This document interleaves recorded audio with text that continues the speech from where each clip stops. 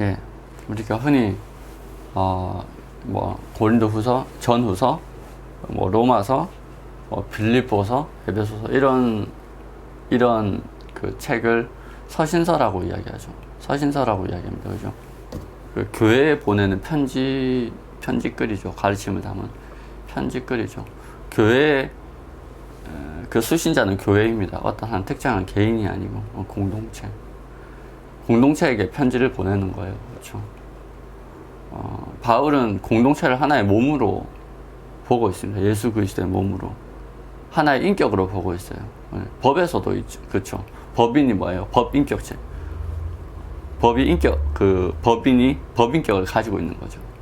그것처럼 교회를 하나의 그리스도의 몸으로서의 하나의 인격으로 보고 있는 거예요. 한 몸으로, 한 가족으로. 오늘 아침에 와서 여러 가지 이야기를 나누었지만, 교회는 가족입니다. 한 몸이에요.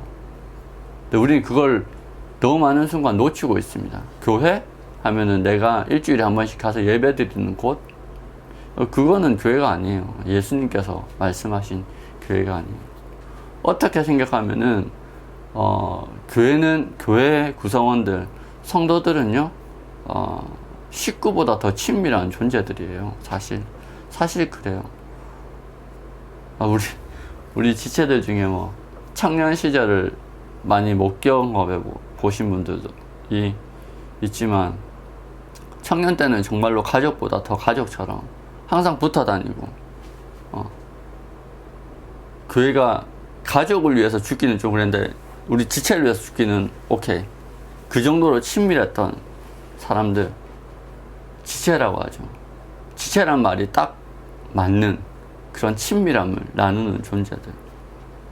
그래서 프로잉, 그러니까 헌금 따로, 우리 지체를 향한 그런 나눔 따로, 그렇게 하는,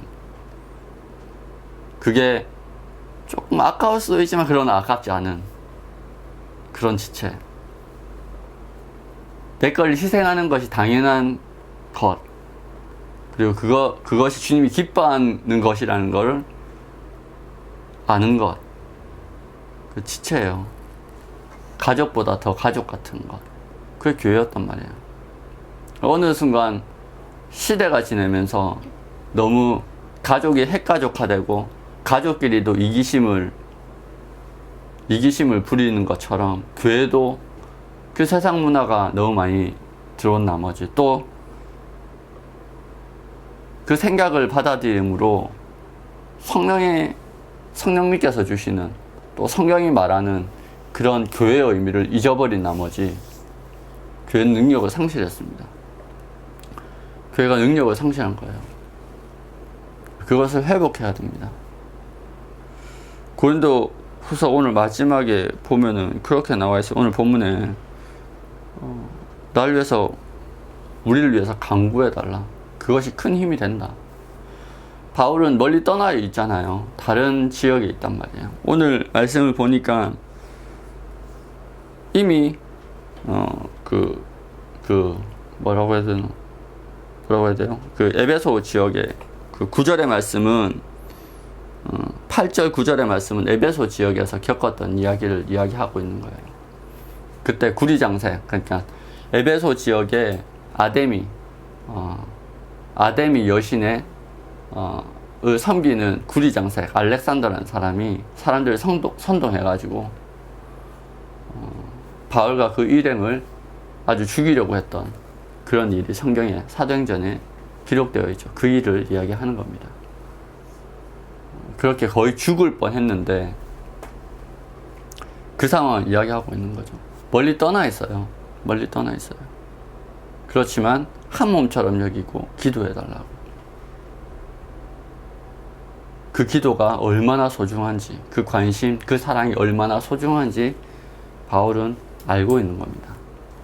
그 기도를 통해서, 그 사랑을 통해서 바울은 그 사역을 이뤄나갈 수 있었어요. 그 사랑이 없이는, 그 애정이 없이는, 그 사랑으로 역사하는 그 기도가 없이는 바울은 사역을 할 수 없었어요. 바울에게 있어서 성도들의 사랑과 지지와 기도는 물론 하나님께서 그 기도를 통로로 이용하셔서 하나님이 역사하시는 거죠. 근데 예수님이 뭐라고 그랬어요? 너희가 서로 사랑하면 내가 그곳 가운데 있겠다 그랬잖아요. 하나님이 그곳 가운데 있을 것이라고 그랬잖아요. 그러니까 사랑이 없으면, 그 기도가 없으면 역사하시지 않는 거예요. 떨어져 있더라도. 근데 우리는 어때요? 바로 옆에 있는, 붙어 있는 지체를 향한 사랑도 없단 말이야. 바로 옆에 붙어서 살을 부대끼는 사람을 향한 사랑도 없어요. 여러분, 그거는요, 하나님이 절대 역사하실 수 없습니다. 역사 안 해요. 하나님이, 그것 가운데 역사하면 그건 하나님이 아니에요. 하나님은 자신의 약속을 쫓아서, 말씀을 쫓아서 역사하시거든요. 너희가 서로 사랑하면 내가 그것 가운데 있고, 하나님 그것 가운데 있고, 아무도 하나님 본 사람 없으되, 너희가 서로 사랑하면 예수님의 제자인 줄 알고, 하나님 그것 가운데 역사하고, 바울은 그렇게 역사했어요. 멀리 떠나 있었지만 바울을 사랑하는 수많은 사람들의 기도, 그 사랑으로 말미암아 하나님은 바울의 일행 가운데, 바울의 사도단 가운데 역사하셨어요. 근데 우리는 어때요? 옆에 붙어있는 사람을 향한 사랑도 없어요. 그게 지금 교회의 비극입니다. 왜 교회에 나와서 기도합니까? 자기를 위해서? 아니요. 예수님께서, 바울이 이야기하죠. 예수 그리스도의 사람은 그 정과 생각을 어디에 못 박았다고요? 십자가에 못 박았다고요. 그리스도의 사람이 아니에요. 자기를 위해서 기도하는 사람은. 그리스도 예수의 사람은 하나님 나라를 위해서 기도하는 사람이에요. 내 지체를 위해서 기도하는 사람이에요. 철저하게 이타적인 기도를 하는 사람이에요. 기도를 들어보면 그 사람이 어떤 사람인지 그냥 다 드러납니다. 왜? 기도는 어쨌든 그 가슴속 깊은 곳에 있는 것을 끌어내기 때문에. 그 기도 가운데 지체를 향한 사랑, 내 공동체를 위한 애정, 그 공동체가 잘못된 길로 가고 있을 때 그 아픔, 애통함, 그게 아니고 나 이거 되게 해주세요. 내가 왜 이거밖에 없어요? 나는 왜 이렇게 고통받아야 돼요? 그것만 있다면 어쩌면 하나님을 알지 못하는 사람입니다. 바울이 이야기해요. 그리스도 예수의 사람은 그 욕심과 정욕과 그 생각을 십자가에 못 박았다고요. 그리고 하나님의 일을 하고 쟁기를 붙잡고 뒤를 돌아보지 않습니다. 쟁기를 붙잡고 뒤를 돌아보지 않아요. 밭을 가는 거예요. 밭을. 오늘 말씀에 보면은 그 고린도 교회 사람들이 환란이 많은 것 같아요. 그렇죠? 그런 말이 유독 많이 나옵니다. 찬송하리로다. 그는 우리 주 예수 그리스도의 하나님이시요 자비의 하나님이시요 아버지시요 모든 위로의 하나님이시며. 그 요한계시록에 7교회가 나오죠. 7교회마다 하나님께서 주님이 자기를 드러내시는 모습이 다 달라요. 그렇죠? 7교회. 에베소 교회부터 라오디게아 교회까지 자기를 드러내시는 모습이 다 달라요. 나중에 읽어보세요. 왜 다른가? 그 교회에 처한 상황이 다르기 때문에 그 교회 상황에 맞게 자기를 드러내시는 거예요. 그 교회에 필요한 하나님, 그 교회를 세우시기 위해서 어떤 하나님, 만약에 불의가 가득하다 그러면은 어떤 하나님이 어떤 주님으로 자기를 계시하세요? 심판하시는 주님, 진리의 주님으로 자기를 나타내시는 거예요. 근데 오늘 보니까 자비하신 하나님, 위로하신 하나님을 드러내고 보니까 고린도 교회가 많은 위로와 자비가 필요한 교회인 거죠. 왜 그럴까? 고린도 지역이 상업 지역이죠. 상업 도시예요. 그리고 에게해는 아가야 지역은 에게해 지역. 그러니까 그 그 지역은 중개무역을 하는 그런 지중해 가운데 중개무역을 하는 한마디로 상업이 되게 발달된 도시였어요. 그 상업이 발달된 도시의 특징이 뭐냐면은 그걸 해야 되잖아요. 딜을 해야 되잖아요. 거래를 해야 된단 말이야. 최대한 자기가 이익을 많이 남기고 그 이익 남기는 것만큼 상대에게 손해를 전가해야 되는 거예요. 그럼 뭐가 난무하겠어? 거짓이 난무한단 말이에요. 거짓이 난무하고 사기가 난무하는 곳이란 말이에요. 그리고 그렇게 비싼 가격, 안 좋은 제품도 비싼 가격에 팔 수 있으면 그 사람을 어떤 사람으로 보겠어요? 훌륭한 사람으로 보는 문화가 있는 거죠. 그렇죠? 싼 제품을 비싸게 파는 사람이 훌륭한 사람인 동네예요. 한마디로 사기를 잘 치는 사람이 훌륭한 사람이에요. 이 동네는. 근데 그리스도인은 어때요? 그리스도인의 가슴에 품고 있어야 되는 게 뭐예요? 사랑과 정직이란 말이에요. 다른 사람을 위해서 희생해야 되고 다른 사람보다 훨씬 더 하나님의 뜻에 맞춰서 정직해야 된단 말이에요. 그러니까 얼마나 살기가 힘들겠어요. 그렇죠? 다른 사람들은 다 속이려고 다른 사람의 뒤통수를 치려고 하는데 거기서 희생하고 사랑하고 정의롭고 이러려고 하니까 얼마나 힘들겠어요. 여러분, 동서고금을 막론하고 현자들은 인생의 고통에 대해서 이야기합니다. 인생의 고통은요, 누구나 다 겪어요. 이거는 변수가 아니고요, 상수입니다. 누구나 다 겪어요. 그런데 누구나 다 겪는 이 고통 가운데 고통이 더해지는 거예요. 고통을 피할 수는 없어요. 그러나 고통을 절감할 수는 있죠. 고통을 피할 수는 있어요. 고통을 조금 더 낮출 수는 있어요. 그런데 어떻게 된 게 그리스도인의 삶이라는 게 어때요? 고통을 더하는 삶이 되는 거예요. 그럼 사랑하려면 어떻게 해야 돼요? 믿어줘야 돼요. 믿음 없이 사랑할 수 없잖아요. 그죠? 애정을 가지려면요, 믿어줘야 돼요. 근데 그 믿는 사람마다 나에게 뒤통수를 쳐. 얼마나 마음이 아프겠어요. 마음에 상처가 가득한 거예요. 그러니까 자비하시고 위로하시는 하나님이 너무너무 필요한 거예요. 그래서 바울이 그렇게 이야기합니다. 네가 만난 하나님은 자비하신 하나님이고 네가 만난 하나님은 반드시 위로하시는 하나님이다.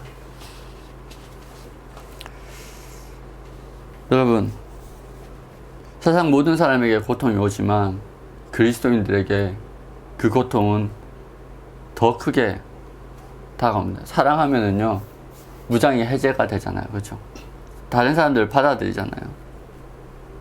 품어야 되잖아요. 이렇게. 네, 무장을 해제하고 품었는데 옆구리에 칼이 쑥 들어오는 거야. 방어할 수도 없어.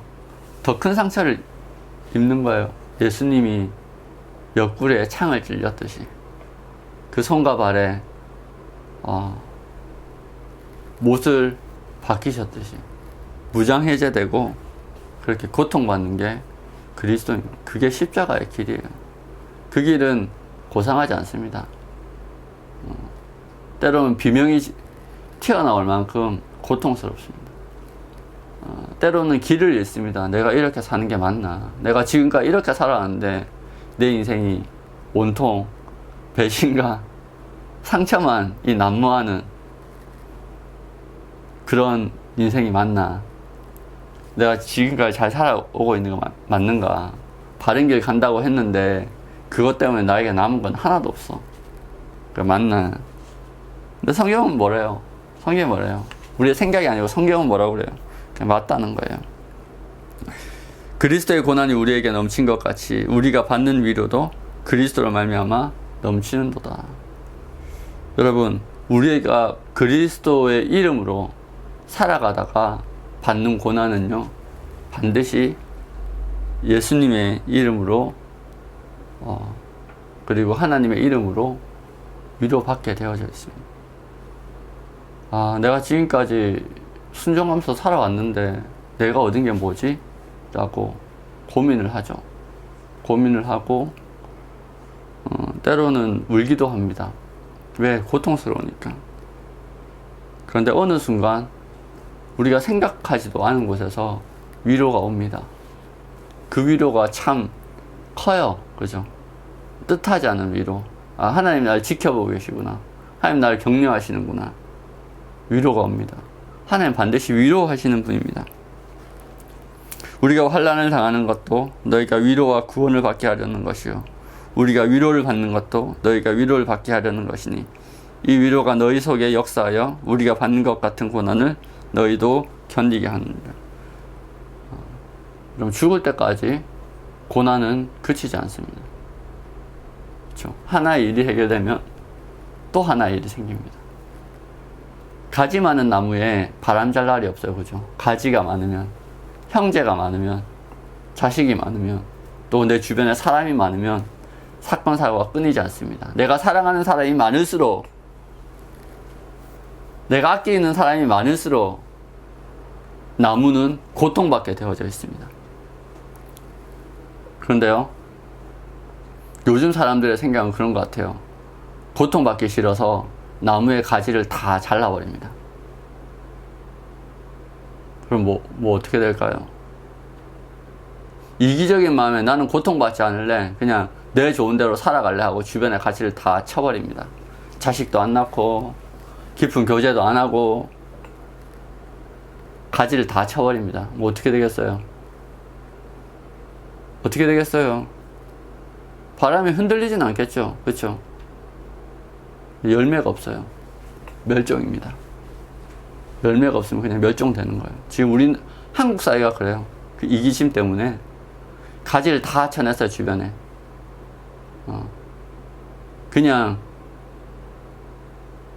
깊은 애정과 그런 관계가 아닌 이익으로, 일로 만난 그냥 표면적인 사이만 가득합니다. 그게 지금 한국 사회예요. 그리고 가족들 사이에서도 그런 관계가 많습니다.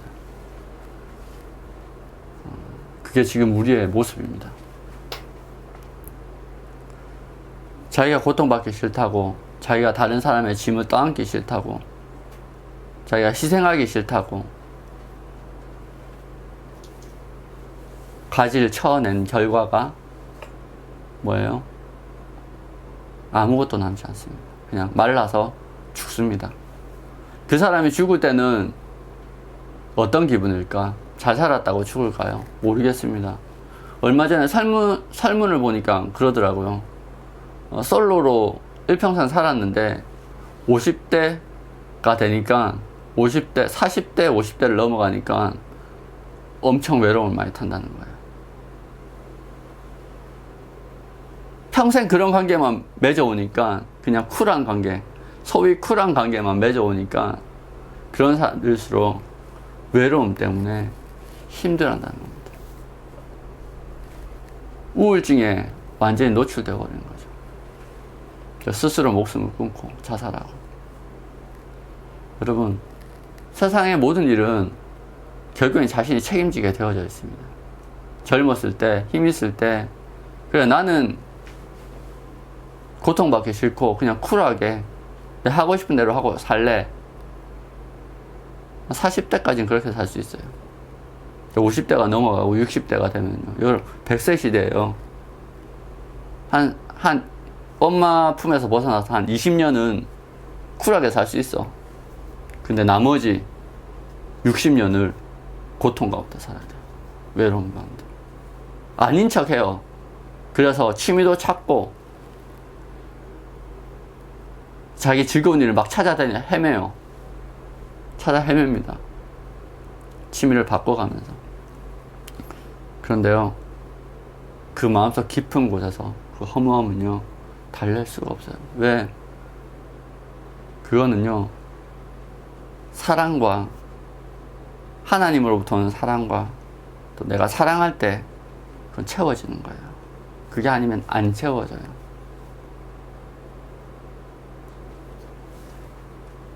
사람들은 지금 이 순간에도 스스로의 인간됨을 포기하고 있습니다.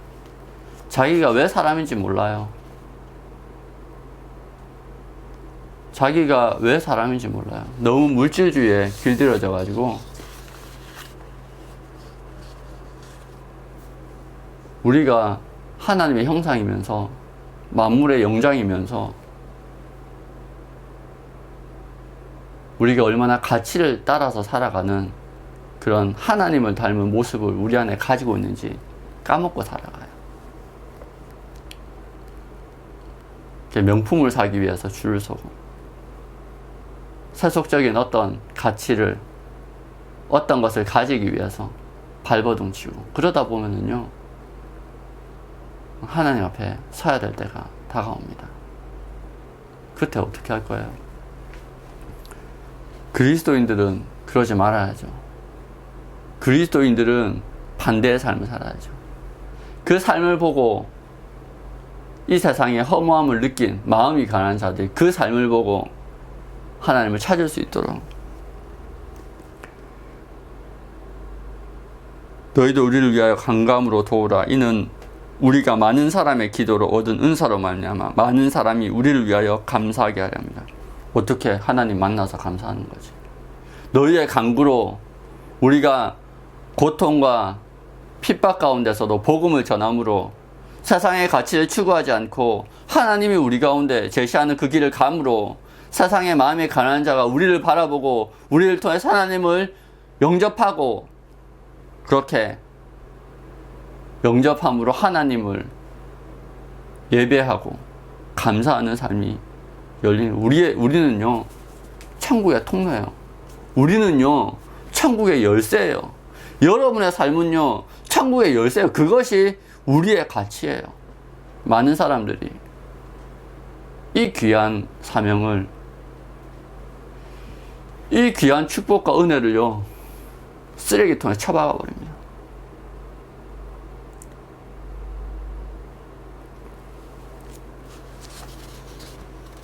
그 가운데 하나님이 슬퍼하시겠죠. 내가 이걸 너에게 줬는데, 내가 이 귀한 일을 너에게 주었고 이 귀한 일 끝에는 반드시 보상이 있을 텐데, 반드시 위로와 복이 있을 텐데 하나님 입장에서는 좀 그렇지만 자 팔짝 뛸 노릇인 거예요. 여러분, 그리스도인의 사명이 우리의 삶 가운데 증명되기를 소망합니다. 여러분, 고통이 우리에게 어떤 가치를 가지고 있습니까? 많은 그리스도인들이 힘든 시간을 지났을 때 되돌아보면은요, 스스로 고백을 합니다. 힘든 시간으로 인해서 성숙하고 성장했다는 걸 모두 인정합니다. 그 고난의 시간, 그 고난의 시간을 거칠 때는, 지날 때는 단순히 자기를 억누르고 힘들었던 그런 것 같았는데, 시간이 지나니까 그것이 훈련받는 시간이었고, 하나님 앞에 훌륭한 사람으로, 하나님의 훌륭한 사람으로 그렇게 만들어가는 시간이었다는 것을 모두 고백합니다. 다윗이 이야기해요. 내가 고난으로 말미암아 주의 율례를 배웠다고. 이전부터 다윗은요, 하나님의 말씀을 알고 있었어요. 율법을 주야로 묵상했던 사람이거든요. 하나님의 말씀을 알고 있었어요. 그런데 고난의 시간을 통해서 하나님의 말씀을 알았다는 거 뭐예요? 우리 시간이 지나면 어때요? 아, 그래서 그랬구나. 우리가 시간이 지나서 부모를 이해하게 됩니다. 어렸을 때는 투덜투덜 대다가 시간이 지나서 우리가 장성해서 자식을 키워보고 하면은요, 또 다른 사람을 양육시켜보면요, 깨닫게 됩니다. 아, 우리 엄마가, 우리 아빠가 이래서 내가 이런 소리를 했구나 깨닫게 됩니다. 시간이 지나고 나면. 마찬가지예요. 우리가 주님의 말씀을 듣고 귀로 익혔지만, 머릿속으로 익혔지만요, 그 시간을 통해서 아, 하나님께서 그래서 나에게 이 말씀 하셨구나 깨닫게 되는 거예요. 주의 율례를 배우게 되는 거예요. 주의 의도를 깨닫게 되는 거예요. 그리고 그 시간으로 인해서 시간이 지나고 나면은 그 고난의 시간을 통해서 변화된 내 주변이 보여요. 나도 보이고 내 주변도 변하고 내 상황도 변해 있어요. 합력해서 선을 이루었던 시간인 걸 깨닫게 돼요. 그 고난의 시간이. 이것이 의미 없는 시간이 아니었구나. 하나님의 나라를 이루고 하나님의 나라, 하나님의 큰 그림을 맞추는, 그 퍼즐을 맞추는 데 있어서 나의 고난이 이득을 감당했구나. 한 조각이 되었구나. 귀하고 가치 있는 시간이었구나. 하나님의 나라를 이루는 시간이었구나. 여러분, 사람은요, 가치 있는 일에 투자하는 것을 즐거워합니다. 사람들이 왜 자선단체에 기부를 해요? 그것이 가치 있기 때문에 그렇게 기부를 한다고 나에게 어떤 재물이 돌아오잖아요. 그건 그냥 순수한 지출로 잡히는 거예요. 근데 그것이 가치 있고 내가 해야 될 것 같은 일이기 때문에 하는 거예요. 좋은 일에 자신의 재물과 시간을 쓰는 거를 사람들은 상황만 되면, 여건만 허락되면 한다니까요. 사람들은 가치를 굉장히 중요하게 생각합니다. 시간이 지났을 때 내가 겪었던 그 고난의 시간, 그것이 가치 있다라고 생각이 들 때 그것은 우리에게 엄청나게 큰 위로로 다가옵니다. 아, 그 고난이 이런 일들을 이뤄냈구나. 그리고 그 고난은 궁극적으로 하나님 아버지와의 만남을 준비하게 합니다. 고난은 하나님께 더욱 의지하게 만듭니다. 하나님께로 더 가까이 가게 합니다. 기도하게 되고 묵상하게 되고 과연 하나님의 뜻이 무엇일까 더 고민하게 만듭니다. 그러면서 내가 바뀌고 나를 둘러싼 세상을 바라보는 관점이 바뀌고 하나님의 관점을 내가 가지게 되는 거예요. 하나님의 시선을 내가 가지게 되는 거예요. 그리고 내 관점을 바뀌고 내 가치가 바뀌면 더 이상 이 땅에 소망을 두지 않습니다. 진짜 그리스도인이 되는 거죠. 점점 그리스도인이 되는 겁니다. 이 고난의 시간을 통해서. 바울이 자신의 고난을 이야기합니다. 살 소망까지 끊어졌다. 너무너무 힘든 시간을 보냈다. 죽는 게 나을 정도로 고통스러웠다. 왜요? 살아계신 하나님만 의지하게 만들기 위해서. 내 열심을 했던 것들이 다 소득을 맺잖아요. 그러면요, 하나님도 의지하게 됩니다. 내 힘도 의지하고, 내 능력도 신뢰하고, 하나님도 의지하고. 그러면 안 돼요. 그러면 하나님의 영광이 나타나잖아요. 왜? 사람들은요, 내 능력을, 그러니까 하나님의 능력이 내게 임한 건 나만 알아요. 그쵸? 하나님의 섭리가 역사하는 거는요, 믿는 자기만 알아요. 주변 사람들은요, 저 사람이 이룬 그 일 자체에, 일 자체에 관심을 가집니다. 그 사람이 활동한 그 모습에 관심을 가집니다. 그럼 누구한테 영광이 돌아가요? 바울에게 영광이 돌아가요.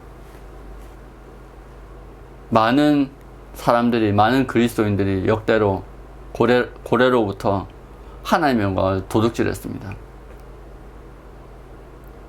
자신의 능력도 자랑하고 하나님도 의지하고.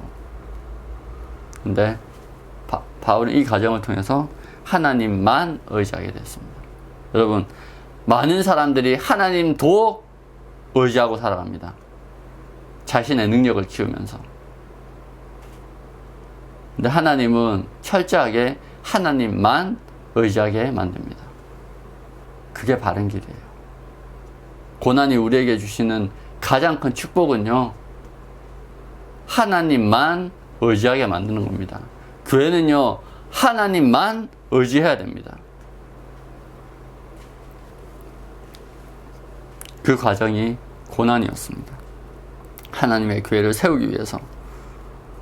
우리가 하나님 안에 있을 때 우리에게 오는 고난은 우리를 넘어뜨리는 것이 아닙니다. 오히려 하나님 안에서 우리를 굳게 세웁니다.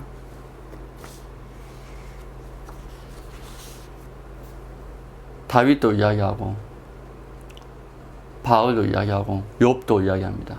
내가 이 고난이 지나간 이후에 나의 가는 길 오직 주님만 아시는데, 내가 믿는 것은 이 고난이 지나간 이후에 내가 반드시 정금같이 나올 것이다. 이 정금이 뭐예요? 하나님만 의지하는 믿음. 욥은요, 동방에서 가장 큰 자였어요.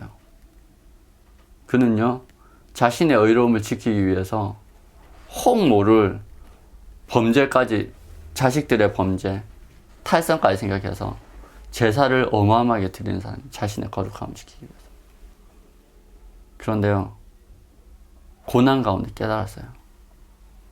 이 발버둥이 하나님이 눈길을 돌려버리면 아무 소망이 없구나. 그 전까지는요, 자기가 열심히 하면 하나님이 자기를 봐주는 줄 알았어요. 그 고난을 통해서 깨닫게 되었어요.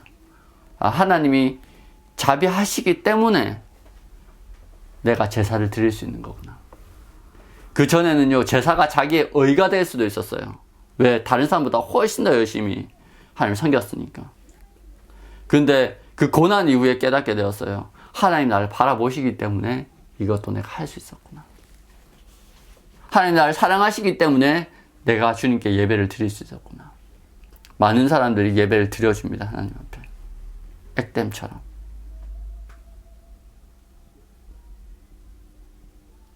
여러분, 그거는요, 어마어마한 교만입니다. 하나님 심판하실 거예요. 우리는요, 하나님도 의지하는 사람이 아니고 하나님만 의지하는 정금과 같은 믿음이 우리 가운데 있기를 소망합니다. 정금 같은 믿음은요, 우리가 상상하는 그래 할 수 있어가 아니고요, 그저 하나님만 바라보는 믿음입니다. 아멘. 기도하겠습니다.